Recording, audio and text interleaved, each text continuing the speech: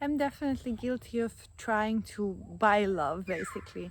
I did the impossible to prove that I'm worthy, to prove that I'm a good choice, and it still didn't help. My relationship ended, and it was a lot of suffering and pain for both of us.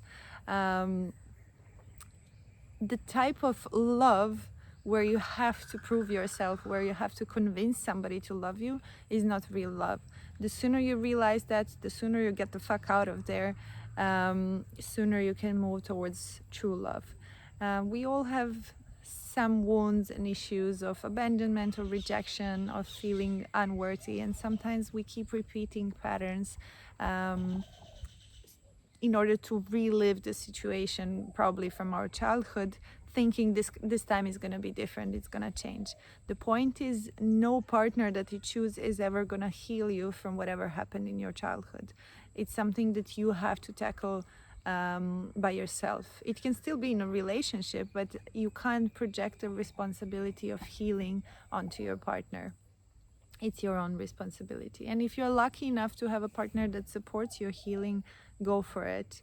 But if you have to convince them to love you, it's time to move on. You don't have to chase rejection. I know that it feels exhilarating. It makes you feel almost alive when there is something to fight for, but this is not how love feels. True love comes in way more harmonious way that sometimes we even feel like it's boring, especially for those of us that have this wound of rejection.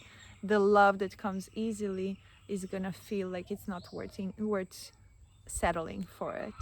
But I can tell you from my own experience that this love that brings passion and excitement and anxiety and these bad butterflies in your stomach is not real love. It's just reliving your wounds, something that is familiar to you. And if you're coming from some sort of dysfunctional family, more often than not, what's going to be familiar is pain, rejection, abandonment, suffering, push and pull, hot and cold, and all other unhealthy patterns. So look into yourself, as I always mention, work on yourself. It's your responsibility. Whatever happened to you in the past is definitely not your fault, but what you do with it now as an adult is your responsibility. And if you do nothing, there is nobody to blame. If you keep coming across assholes and dating bad people that always crush your heart, I'm sorry to break it to you, but it's your fault. You choose them.